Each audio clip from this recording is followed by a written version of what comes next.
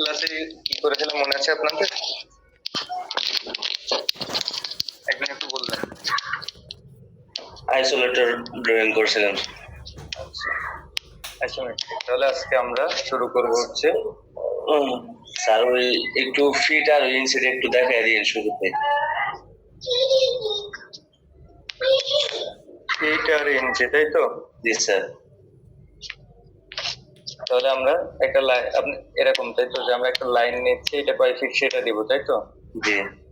আচ্ছা, তো আপনি ইউনিট সেটিং যেখানে করছিলেন ইউএন ইন্টার, এখানে আপনি যদি ইঞ্জিনিয়ারিং সেট করেন আর প্রিসিশন থেকে এখানে ইঞ্চি থেকে, তাহলে আপনি এখানে যেই মান দিবেন সেটা ইঞ্চিতে নেবে।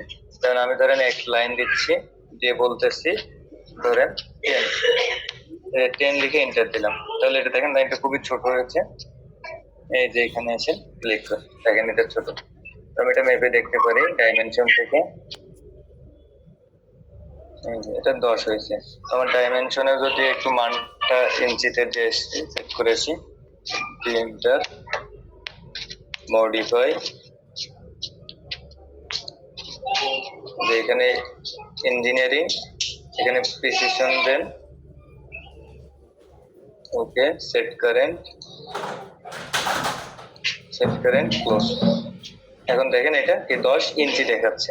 এখন আমি কিবোর্ডে যদি ফিট যে একটা লাইন দেই, যেখান থেকে একটা লাইন দিচ্ছি আর বলে দিচ্ছি কিবোর্ডে 10 ফিট, এই যে লেখার পরে আপনার ইন্টার বাটনের পাশে যে বাটনটা আছে বাম পাশে, সেই বাটনে এই যে একটা ক্লিক করেন বা প্রেস করেন, দেখেন এই যে ফিটের একটা দাগ দেখা যাচ্ছে। এখন দেন 10 ফিট হবে, এই যে দেখেন 10 ফিট। আমি ইন্টার দিলাম, বিশাল বড় লাইন। এই যে আমি এখান থেকে ডাইমেনশনে মেপে দেখি কয় ফিট,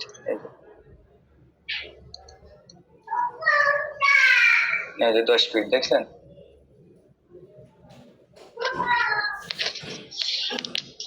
ওকে, তাহলে ফিট আর ইঞ্জিনের কথা হচ্ছে। ফিট আর ইঞ্জিনে যদি কথা না থাকে তাহলে এতটুকু শেষ। আচ্ছা, এখন জাস্ট 1 মিনিট আমি একটু স্ক্রিন শেয়ার দিচ্ছি আবারও।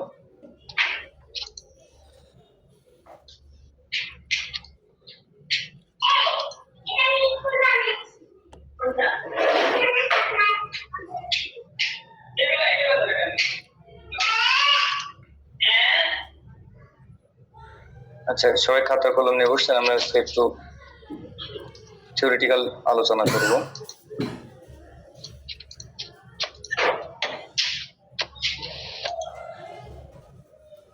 স্লাইড দেখা যাচ্ছে? জি ভাই, দেখা যাচ্ছে। ওকে, আমরা সাবস্টেশন নিয়ে আলোচনা করব। আচ্ছা, একটা সাবস্টেশন যদি আমরা দেখি তাহলে কি কি উপাদান থাকে? সাবস্টেশন সম্পর্কে আমরা যদি দেখি, দেখেন সাবস্টেশনের যে ইকুইপমেন্ট গুলো থাকে তার ভিতরে অন্যতম হচ্ছে ট্রান্সফরমার, সব থেকে মেইন একটা ইম্পর্টেন্ট টপিক। এখান থেকে লেজার নেই, দেখেন ট্রান্সফরমার থাকে, এছাড়া কি থাকে এইচটি সুইচ গেট থাকে, এলটি সুইচ গেট থেকে, পিএফআই থাকে, এছাড়া আরো ছোট ছোট কিছু সার্কিট ব্রেকারটা আনুষঙ্গিক ডিভাইস থাকে, এটা সাবস্টেশন। আচ্ছা, এরপরে আসেন সাবস্টেশনের যে ট্রান্সফরমারটা থাকে, ট্রান্সফরমারটা বেসিক্যালি দুইটা কানেকশন থাকে, এক সাইডে ভাই স্টার থাকে, এক সাইডে ডেল্টা থাকে। এখন আপনি এটা বলতে পারবেন না যে মানে অনলি স্টার আর ডেল্টা থাকে, এমনটা না। এটা ডেল্টা ডেল্টা কানেকশন হতে পারে, স্টার ডেল্টা কানেকশন হতে পারে, তারপরে হচ্ছে আপনার উভয় পাশে ডেল্টা ডেল্টা কানেকশন হতে পারে। ট্রান্সফরমারটা কোথায় ব্যবহার করছেন তার উপরে ভিত্তি করে এটা হয়। তো এটা যদি আপনি ব্যবহার করেন যে আপনার বাসা বাড়িতে, আপনার কমার্শিয়াল এই ফ্যাক্টরিতে, তাহলে সাধারণত ডেল্টা স্টার থাকে। এটা যদি ট্রান্সমিশন হয়ে থাকে তাহলে সেখানে আপনার থাকবে হচ্ছে ট্রান্সমিশনের ডেল্টা ডেল্টা থাকে, উভয় প্রান্তে ডেল্টা ডেল্টা থাকে। তো এই জন্য আমরা বেসিক্যালি, তো আমরা যে এগুলো ইউজ করি এগুলো বেসিক্যালি থাকে এক পাশে ডেল্টা, অপর পাশে স্টার। তো ডেল্টা থাকে কোন পাশে? ডেল্টা থেকে আমার যে পাশ থেকে ইনকামিং হয়েছে সেই পাশে। এখানে একটা ট্রান্সফরমার দেখতে পাচ্ছেন, এই যে তিনটা কালার আর ওয়াই এবং বি, তিনটা কালার এখানে দেখতে পাচ্ছেন। এটা তিনটা বুশিং ট্রান্সফরমারের বড়। এই সাইডে দেখেন চারটা বুশিং আছে, ছোট চারটা কেবল আছে। তো ট্রান্সফরমারের যে পাশটা হাই সাইড থেকে আমরা দেখে বুঝি সেই পাশের বুশিংটা বড় থাকে, লো সাইডে বুশিংটা ছোট থাকে। একটা বিষয়, ট্রান্সফরমারের যে চারটা প্রান্ত, আমরা এই পাশে ডেল্টাতে কোনো নিউট্রাল থাকে না, স্টারে নিউট্রাল থাকে। তো ডেল্টাতে নিউট্রাল না থাকলে আমরা এই পাশে কিভাবে সেটা নিউট্রাল হয় সেই ক্যালকুলেশন, মানে সেই হিসাবটা আমরা দেখতে চাচ্ছি না। আমরা দেখবো যে যেহেতু আমাদের এখানে ড্রয়িং করা, আমরা ট্রান্সফরমার তৈরি করবো না। আচ্ছা, এখানে যে 4টা কেবল আছে এর ভিতরে নিউট্রালটা, তো আমরা বেসিক্যালি নিউট্রালটা বুঝে কিভাবে এর উপরে মার্কিং করা থাকে। আর যদি মার্কিং না করা থাকবে দেখবেন 4টা বুচিং এর ভিতরে 3টা স্পেসিফিক যেটা থাকবে নিউট্রালের স্পেসিফিকটা একটু বেশি ডিসটেন্স থাকে, যার ফলে আপনি সেটা দেখে বলতে পারবেন যে এটা আমার নিউট্রাল। ওকে, আচ্ছা তাহলে ট্রান্সফরমার নিয়ে কারোর কথা আছে?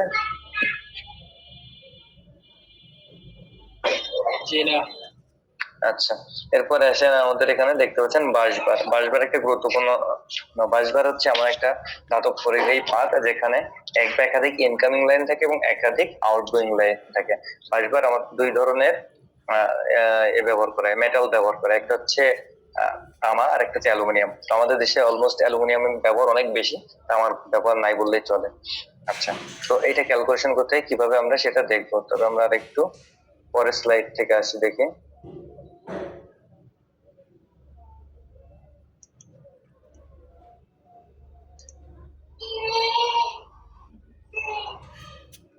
আচ্ছা,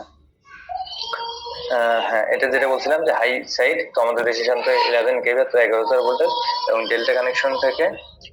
এই পাশে হচ্ছে 3 ফেজ এবং একটা নিউট্রাল থাকে। আমাদের দেশে এই পাশে 415 নমিনাল ভোল্টেজ থাকে এবং এই কানেকশনটা স্টার অর্থাৎ ওয়াই কানেকশন বলা হয়। এছাড়াও কি কি উপাদান থেকে বিসিবি, যেটা দেখতে পাচ্ছেন বিসিবি এলবিএস দুইটাই দেখা যাচ্ছে এখানে। বিসিবি মেন হচ্ছে ভ্যাকুয়াম সার্কিট ব্রেকার আর এলবিএস মানে ব্রেক সুইচ। এরপর হচ্ছে ড্রপ আউট ফিউজ থেকে, এটা হচ্ছে ড্রপ আউট ফিউজ দেখতে পাচ্ছেন। এরপর হচ্ছে ট্রান্সফরমার কিভাবে সিলেকশন করবেন। আচ্ছা,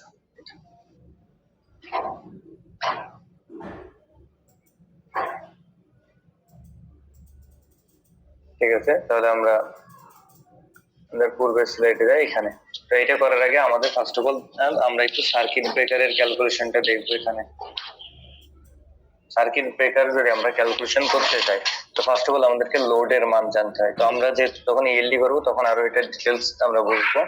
তো আমরা সামাও ধরে নিচ্ছি একটা লোড বলতে আপনার হচ্ছে টোটাল কানেক্টেড লোড যেমন থাকে। তো ধরেন আপনি একটা রুমে বাসা বাড়িতে যে সার্কিট ব্রেকার ইউজ করেন, তো এটা কি করেন, আপনি প্রত্যেকটা রুমের জন্য একটা 6 এম্পিয়ারের সার্কিট ব্রেকার দিয়ে দেন। তো আপনি ক্যালকুলেশন না করেই দেন, সাধারণত বেসিক্যালি বাসা বাড়িতে হয়, কিন্তু আসলে ইঞ্জিনিয়ারিং সেক্টরটা এমন যে ক্যালকুলেশন করে বা কোথা থেকে আসছে সেটা দিতে হয়। ফ্যাক্টরিতে যেহেতু লোডের পরিমাণ ভিন্ন থাকে বা হেভি লোড থাকে, তো এই জায়গায় একটু মিসম্যাচ হইলে সমস্যা হয়। এই জন্য এই জায়গাটাকে আপনাকে বি কেয়ারফুল। তো আমি সেজন্য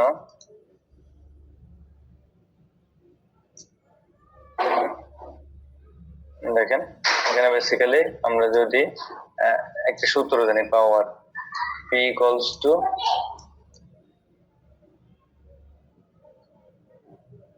ভি আই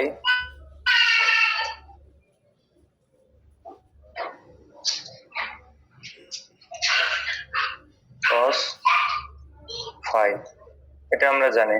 সেটা লেখাটা এরকম হয়ে গেল, ইরেজ করার দরকার।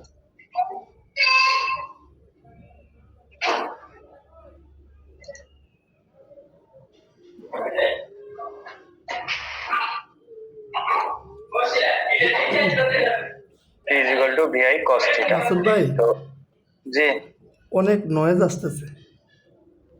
একটু সাইডে বাচ্চারা দুষ্টামি করতেছে, তো আমি যেখানে আছি এখানে দুটো পিচ্চি বাচ্চা আছে আজকে, তো ওরা একটু খেলা করতেছে, ঠিক আছে, এই জন্য কিছু বলতে পারতেছি না, গেস তো এই জন্য। আচ্ছা, তো P equal to V cos theta আমরা জানি, এটা হচ্ছে আমাদের পাওয়ারের সূত্র। বাট আমরা যদি 3 ফেজ হয়, এখানে যদি 3 ফেজ হয় তাহলে কি হবে? সেক্ষেত্রে যেটা হয় আমাদের, এটা হচ্ছে P equals to √3 VI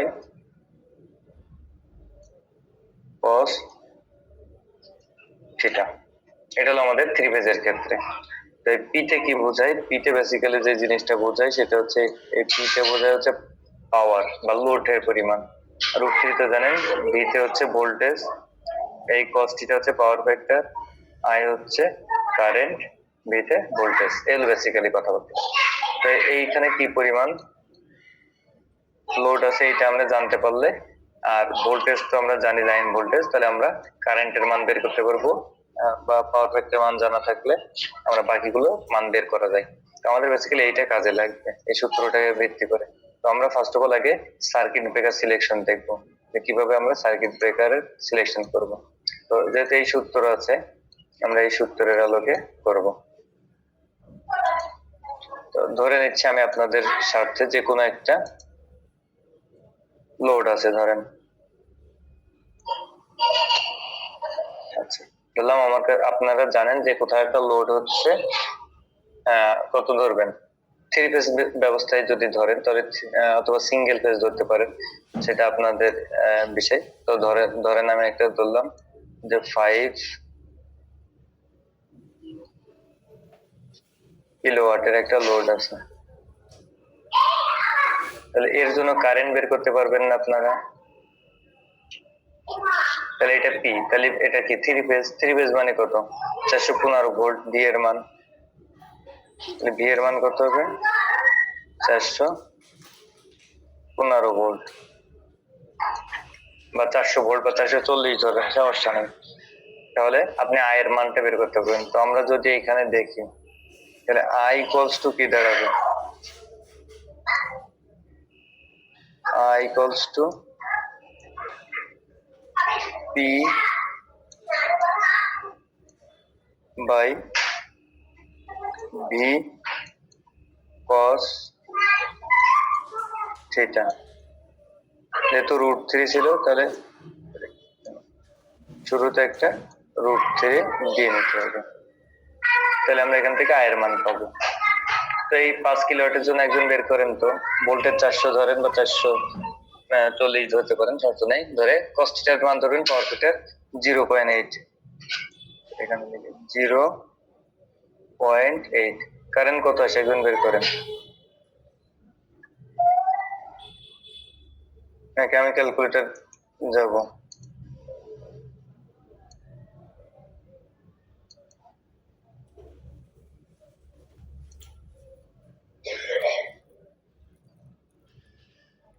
তাহলে আমার উপরে ছিল হচ্ছে 5 কিলোওয়াট, তার মানে 5 গুণ 1000, তো ধরেন আমার 5000। আচ্ছা, আর নিচে কত ছিল এটা মাথায় রাখবেন, নিচে ছিল হচ্ছে √3 মানে কত, 3, এটা যদি রুট করেন কত, 1.73 গুণ, এর সাথে 415 ভোল্ট ধরেন বা 420 ভোল্ট ধরেন, সমস্যা নেই, বা 400 ধরেন, একটা বেশি হয়ে গেছে, 415 ভোল্ট, এর সাথে কস থিটা কত, 0.8, এইটা।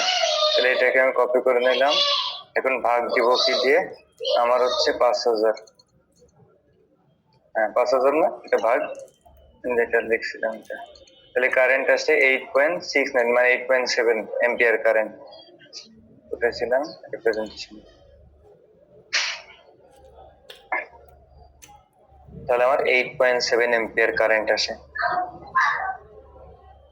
তো 8.7 যদি কারেন্ট আসে এখানে, আমার ধরেন আমার এটা আসতেছে, আপনারা এক্সাক্ট ক্যালকুলেশন করবেন এটা। তো আমরা যদি সার্কিট ব্রেকার লেখেন, তো আমি এখানে C B, circuit breaker equals to, এই যে কারেন্ট আসবে আপনার, লোড যে কারেন্ট আসবে এটার সাথে আপনি কি করবেন, গুণ দিবেন, কত, 1.25, এটা গুণ করবেন। এখন কথা হলো 1.25 কি, এই যে 1.25 আমরা যেটা দিলাম এটা হচ্ছে সেফটি ফ্যাক্টর বলা হয়, আমি সংক্ষেপে বললাম SF, এটা একটা সেফটি ফ্যাক্টর। আচ্ছা, এখন এই সেফটি ফ্যাক্টরটা কিসের আলোকে, NFP এর আলোকে। NFP হচ্ছে এটা বাইরের দেশের একটা কোড স্ট্যান্ডার্ড, ঠিক আছে, যেমনটা বাংলাদেশের জন্য আছে কি BNBC, Bangladesh national building code rules. তো BNBC এর আলোকে যদি আপনি এটাকে ডিজাইন করতে চাইতেন, তাহলে সেখানে আপনাকে কত দিতে হতো, 1.65, এটা গুণ করতে হতো। ওকে, এটা হলো BNBC এর আলোকে। তাহলে সার্কিট ব্রেকার সিলেকশন করতে পারবেন এখন যে কেউ? আমি যদি যে কোনো একটা মান বলি, আমি যদি বলি যে 10 এম্পিয়ার কারেন্টের জন্য সার্কিট ব্রেকার কত হবে, আমি কারেন্ট বের করলেন, বের করার পরে পারবেন? জি ইনশাআল্লাহ। হ্যাঁ, তাহলে এটা লোড কারেন্ট যা হবে এর সাথে আমরা কি করব, সেফটি ফ্যাক্টর গুণ করব 1.25। তাহলে আমার যেটা হবে সেটা কত হবে, 15 হবে নাকি? এটা করলে কত হয়, 15 হয় না? না সরি, 12.5 আসে। এখন কথা হলো 12.5, হ্যাঁ 12.5 কি বাজারে পাওয়া যায়?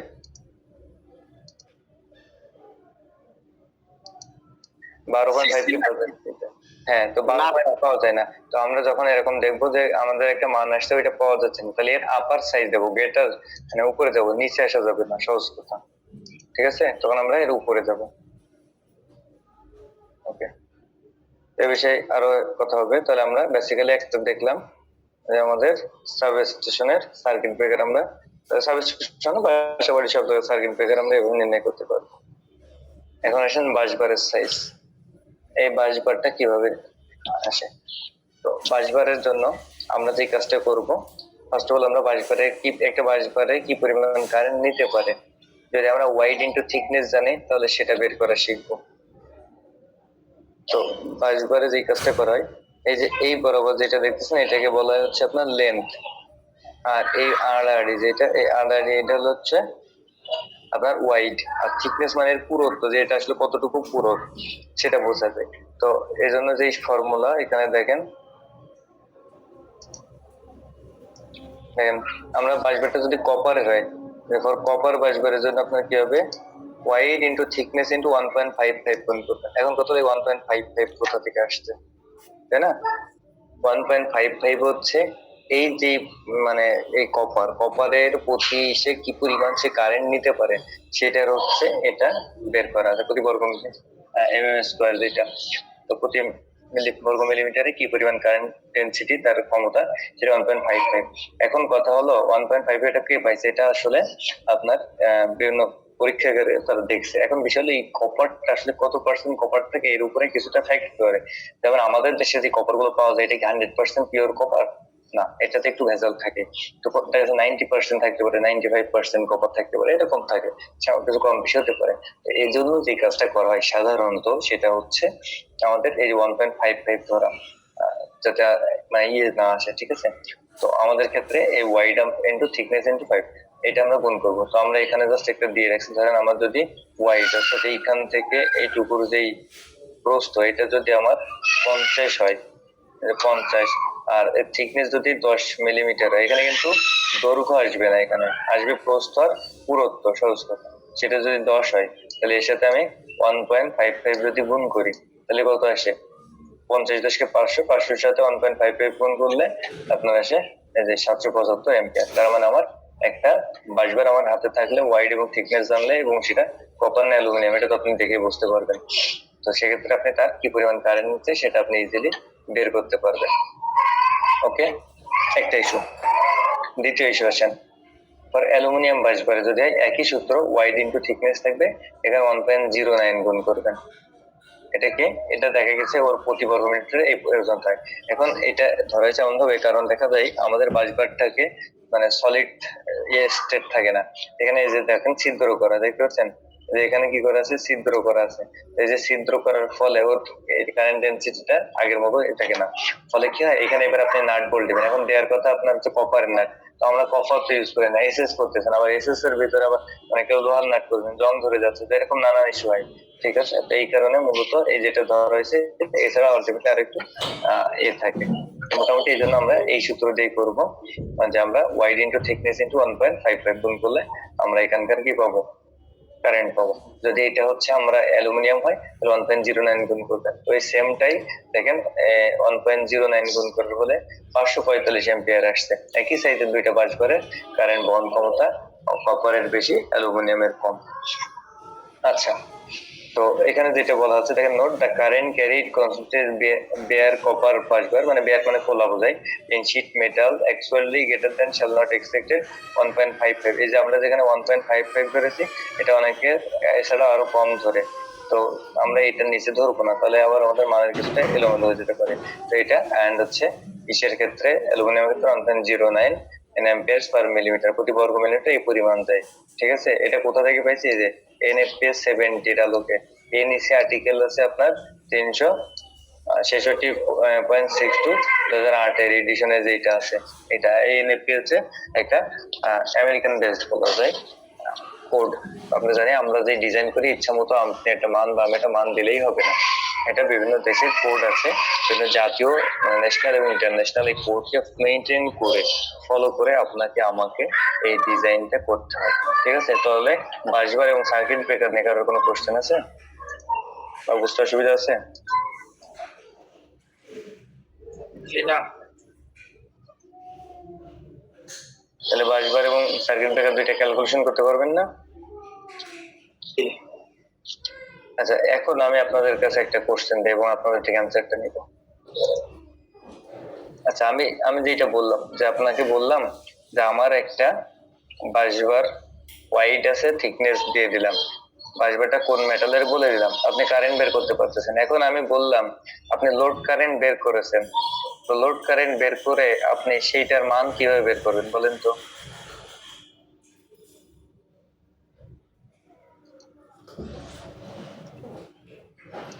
আর 1.25 দিয়ে কি গুণ দিবে? কেন, আমি কি একবার বলছি বাসবার আপনি 1.25 গুণ করবেন কোথাও? জি না স্যার, তাহলে কিভাবে মান বের করা যাবে? না, আমি সেটা আপনাদের কাছে কোশ্চেন করতেছি, যে ধরেন আপনার কাছে তো আমি বললাম যে আপনার হাতে একটা বাসবার আছে, তো আপনি ওয়াইড আর থিকনেস জানেন, জেনে আপনি এখন কারেন্টটা বের করলেন, কিন্তু আমরা তো বেসিক্যালি আপনার লোড জানবেন। তো লোড জানলে আপনি কি করবেন? P ইকুয়ালস টু 3 ফেজ নিয়ে আমরা কথা বলতেছি, হ্যাঁ, √3 VI cos theta cos theta or phi যাই বলবেন না কেন, এটা। তাহলে এখন আপনি জানেন, ধরেন আপনারা লোডের পরিমাণ তো সবসময় আগে থেকে বের করে নিতে পারবেন, তাহলে আপনি এখান থেকে কি বের করতে পারবেন? এই যে কারেন্টটাও বের করতে পারবেন। তো কারেন্ট বের করতে পারলে এখন আপনি ওর জন্য কোন সাইজের বাসবার লাগবে সেটা সিলেকশন করতে পারবেন কিনা? জি স্যার, পারা যাবে। করেন তো।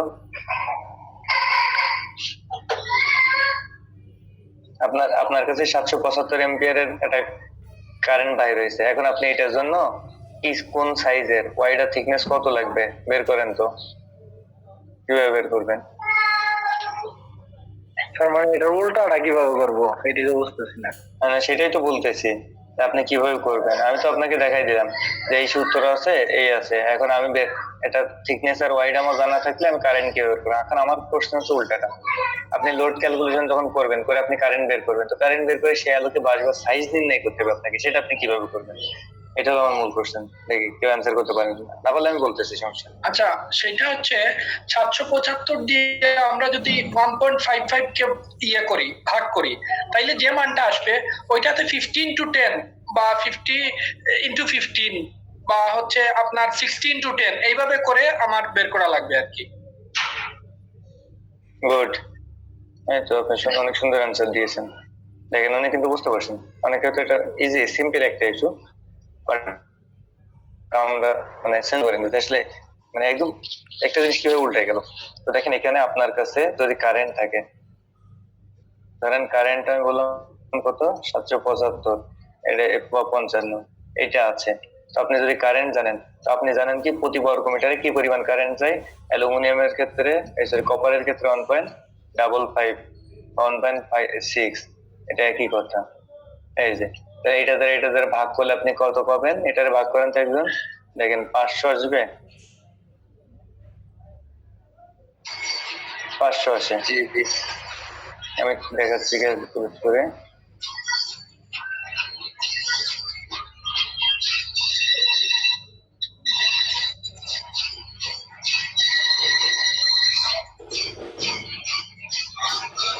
কত বলছিলাম? 775 ভাগ 1.55 কত আসছে? 500 আসছে।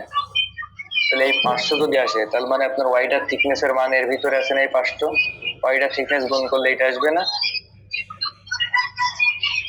কোন একজন ভাইয়ের আশেপাশে অনেক একটু গান বাজতেছিল, তিনি মোটামুটি আনমিউট আছেন, একটু কাইন্ডলি দেখবেন।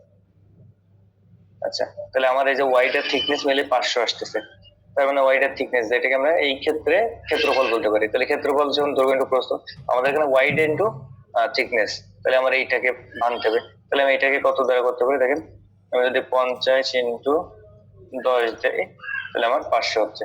তাহলে আমার বাসগজ সাইজ নির্ণয় করতে পারবো কি, আমার 50 ইন্টু 10 এই সাইজের এমএম সাইজ, মিলিমিটারের কিন্তু মান থাকবে মিলিমিটারে, যেই মানে আমার একটা কি লাগবে, বাসগজ লাগবে। ওকে, এটুকু বুঝতে করার অসুবিধা আছে?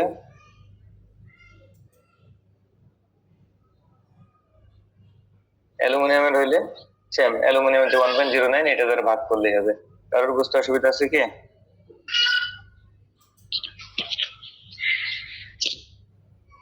আমি কি ডিসকানেক্ট হলাম নাকি আপনারা ডিসকানেক্ট হলেন?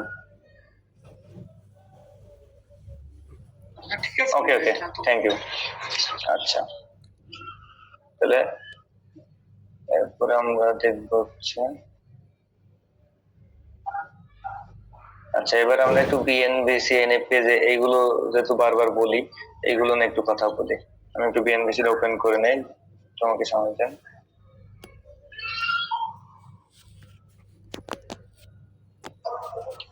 বিএনবিসি আপনাদেরকে বিএনবিসি এর আগে একদিন দেখাইছিলাম। একটু দেখানো হয়েছিল মনে হয়, জাস্ট হ্যাঁ, ওই যে একটা বিষয়। ড্রয়িং ড্রয়িং করতে দিছিলাম, তাই না? সিম্বল। জি, বিএনবিসি বিএনবিসি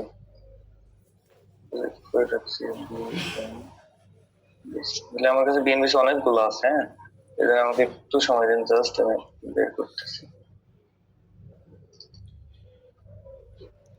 আসলে ভাই বিএনপিসি কি পরিবর্তন হওয়ার কোনো সম্ভাবনা আছে নাকি নতুন করে আবার? 26 হতে পারে,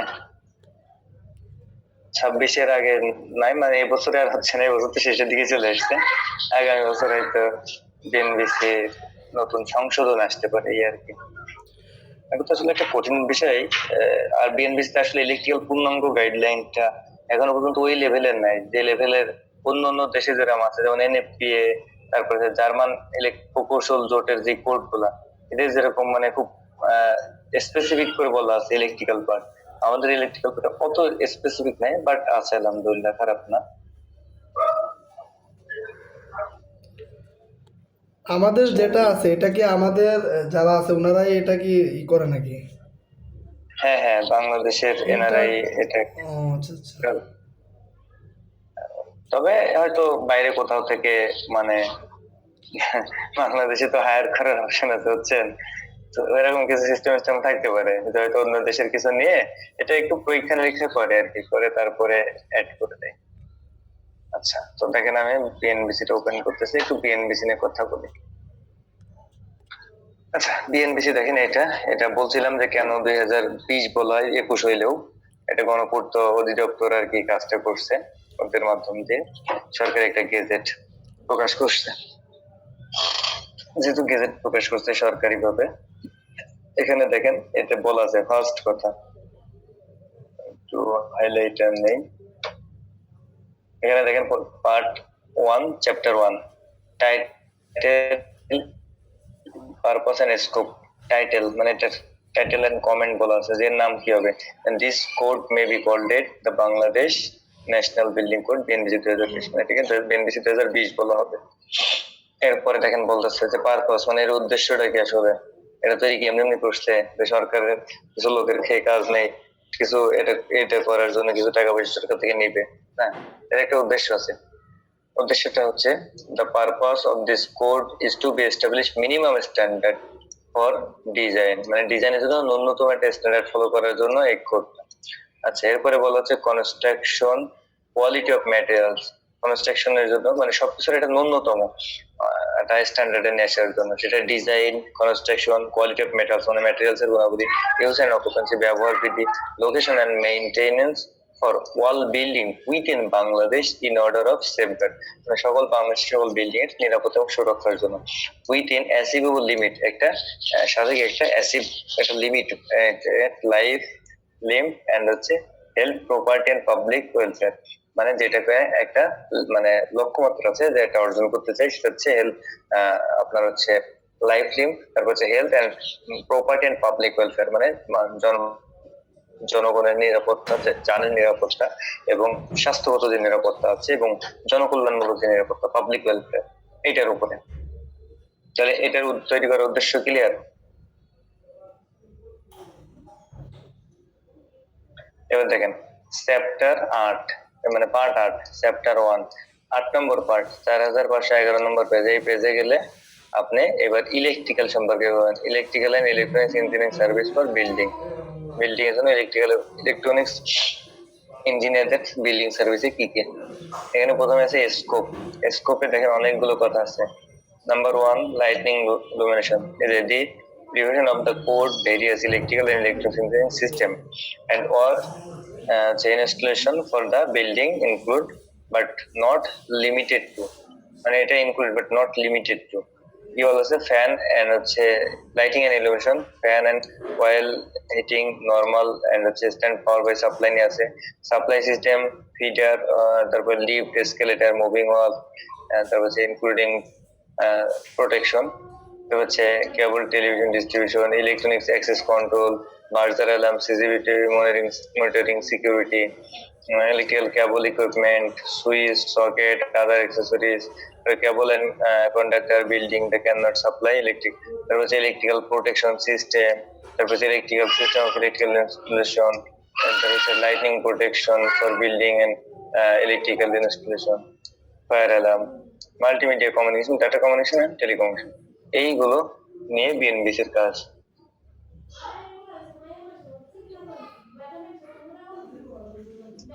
আচ্ছা, এরপরে দেখেন 1.12 তে design and electrical engineering installation building related structure আছে, ওগুলো আমাদের দরকার নেই। টার্মিনোলজি অফ ডিফারেন্স এইখান থেকে আমাদের যে বিডিবি মানে কি ব্রাঞ্চ ডিস্ট্রিবিউশন বোর্ড, এটা কোথায় বসে সেটা বলছে যে located in the same floor of a building and connected on the SDB in the same floor। BDB branch distribution বোর্ডটা সেম ফ্লোরে থাকবে যে পুরো এসডিবি থাকবে, এগুলো একটু পড়বেন। তারপরে ব্রাঞ্চ সার্কিট অ্যাপারেন্স জিনিস। কেবল সম্পর্কে দেখেন বলেছে PVC insulated copper cable having copper cross section of 1 mm square and above, length of signal insulated conductor solid or standard or two or more than conductor is provided with its own insulation. The insulated conductor or conductors may or may not be provided with an overall mechanical protective covering। কেবল সম্পর্কে বলছে যে এটা PVC insulated করা থাকবে, আর এটা হচ্ছে length of signal insulated, মানে প্রত্যেকটা সিগন্যাল ভাবে ইনসুলেটেড, মানে সিঙ্গেল ভাবে ইনসুলেটেড করা থাকবে, নিরাপত্তার কথা এখানে আসছে। তারপর হচ্ছে আপনার সিলিং গোসটা কেমন হবে, সার্কিটের ক্ষেত্রে বলা হচ্ছে assemble of electrical equipment supply from same origin protected against over current by the same protective device, মানে সার্কিটের ক্ষেত্রে আপনার অ্যাসেম্বলিটা এমন হবে যে ইলেকট্রিক্যাল ইকুইপমেন্ট গুলো সব যেহেতু সেম সাপ্লাই থেকে যায়, সেম এক জায়গা থেকে হয়, মানে মেইন ডিস্ট্রিবিউশন বক্স থেকে, এইটা বলছে প্রোটেক্টেড এগেইনস্ট ওভার কারেন্ট, মানে ওভার কারেন্ট প্রোটেক্ট করতে হবে by the same protective device, একই টাইপের প্রোটেক্টিভ ডিভাইস দ্বারা সবগুলোকে। আচ্ছা, আপনি এসিতে ডিসিতে এসি লাগাইলে হবে না, এরকম তো। সাব সার্কিট কি, সার্কিট ব্রেকার কি জিনিস, এগুলো বলা হচ্ছে। সার্কিট ব্রেকার, এই যে এখানে লো ভোল্টেজ হাই ভোল্টেজের কথা আছে, দেখেন circuit breaker device use to break a circuit during overcurrent or short circuit condition, and low voltage circuit breaker. It is low voltage distribution system, and HV circuit breaker on high voltage used in high voltage distribution system. এরকম আছে DB আছে কি distribution box, তারপরে আছে duct. Duct কি জিনিস একটু গুরুত্বপূর্ণ। ডাক্ট হচ্ছে একটা close passage way from underground or in a structure intend to receive one or more cable within maybe join, মানে আপনি যে কেবল গুলো নিবেন এইগুলো ডাক ডাক বিভিন্ন ইলেকট্রিক্যাল ডাক্ট হতে পারে, প্লাম্বিং ডাক্ট হতে পারে। প্লাম্বিং ডাক্ট আপনারা সবাই দেখছেন যে প্লাম্বিং এর যে পাইপ গুলো যায় 2 তলা 3 তলা বা 3rd ফ্লোর 4th ফ্লোরে ওঠে, এগুলো দেখবেন একটা ছোট্ট ডাক্ট করা থাকে যার ভিতর দিয়ে মানে তো এই ইটের গাঁথুনি দিয়ে ঢেকে দিয়ে থাকে, যার ভিতর দিয়ে এটা যায়। তো এটা একটা বিষয়। হ্যাঁ, ডাক্টটা এরকম থাকে যে ইলেকট্রিক্যাল ডাক্ট থেকে যার ভিতরে ইলেকট্রিক্যাল পাইপ যায়। এছাড়াও ইলেকট্রিক্যাল ডাক্ট এমন হবে যে কেবল ট্রে দেখছেন না সুন্দর করে নিয়ে যায়, এগুলো কিন্তু ডাক্টের ভিতর দিয়ে নিয়ে যাওয়া যেতে পারে। এবার আর্ট সম্পর্কে বলা আছে, আর্ট ইলেকট্রোড সম্পর্কে বলা আছে, এগুলো কি জিনিস এগুলো একটু দেখে নেবেন। ফিউজ সুইচ লাইটিং এই বিভিন্ন কথা বলা আছে, এগুলো একটু নিজেরা পড়বেন। এই যে ভোল্টেজ রেটিং, এটা গুরুত্বপূর্ণ। The prevention code specified in this chapter cover installation utilizing nominal voltage not exceeded at 415 volt AC between conductor or 240 volt AC to earth. The nominal voltage in Bangladesh is 230 volt AC single phase and 400 volt AC 3 phase. Basically বলা হচ্ছে যে আমাদের যে ভোল্টেজটা nominal ভোল্টেজটা not exceed 415 volt AC, যে এটা 415 volt অতিক্রম করবে না সাধারণত। তো বিটুইন কন্ডাক্টর মানে দুইটা কন্ডাক্টর ভিতরে 220 মানে 240 ভোল্ট থাকবে, বুঝছেন কিনা, যেটাকে আমরা লাইন টু লাইন ভোল্টেজ বলে থাকি। Nominal voltage in Bangladesh AC single ফেজের জন্য 230 ভোল্ট আর 3 ফেজের জন্য 400 ভোল্ট, এটা ধরা হয়। এটা বিএনবি সেটা লোকে, তাহলে বুঝছেন আমরা এই জন্য কেন 400 ভোল্ট দিয়ে ক্যালকুলেশন গুলো করি, এই কারণে। ওকে, এই পর্যন্ত বুঝছেন?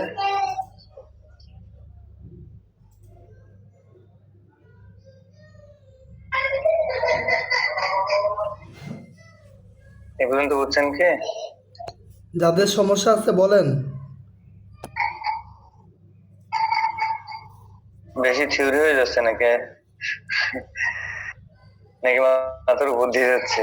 কিছুই না, জাস্ট এটা পড়লে আপনি বুঝতে পারবেন, একদম সিম্পল। এরকম অনেকগুলো বিষয়ের ভিতরে আছে।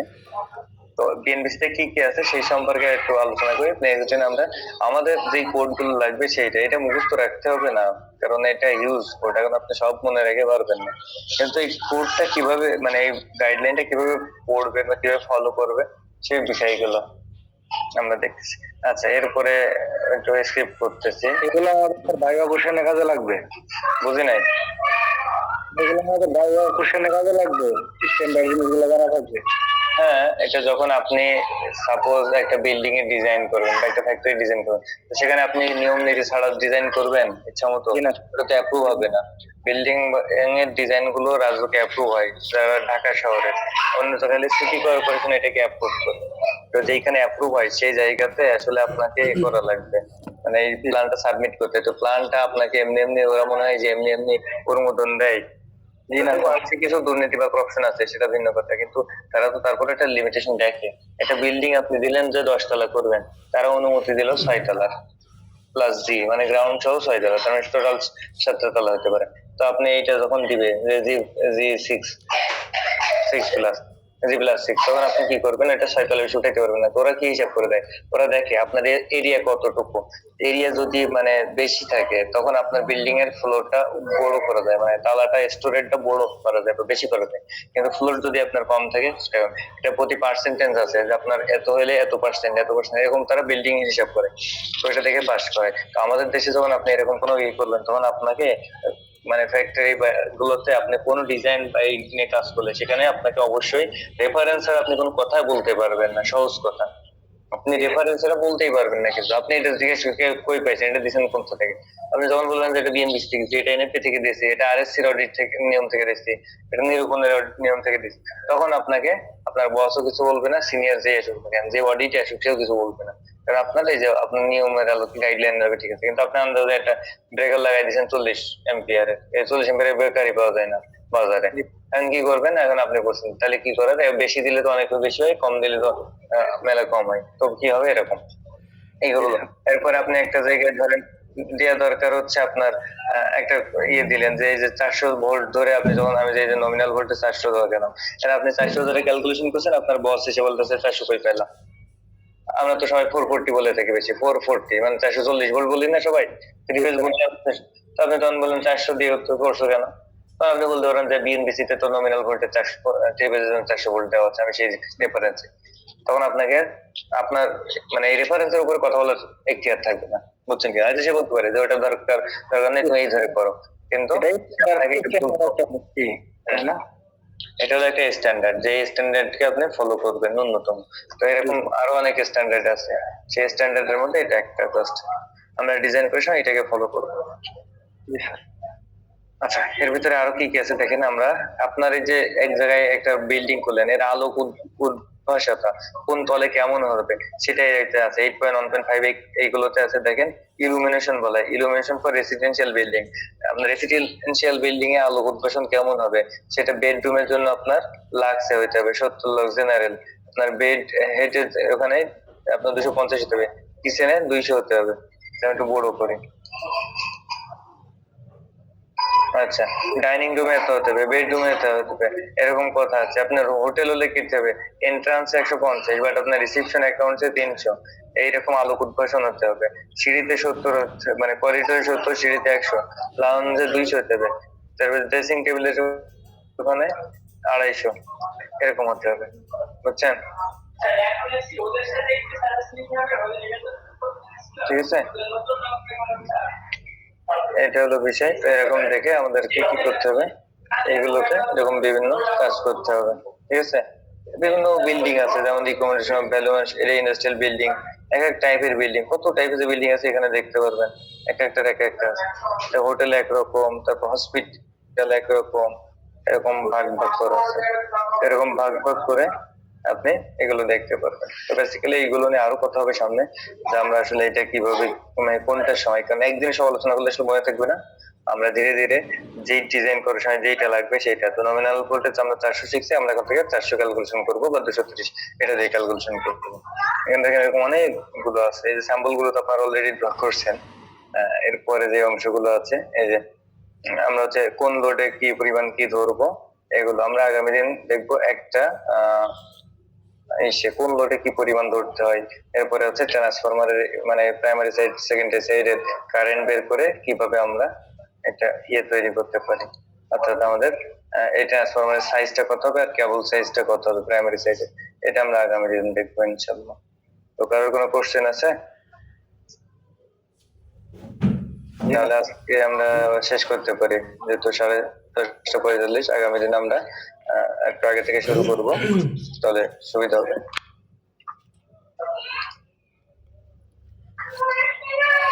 বলুন ভাই।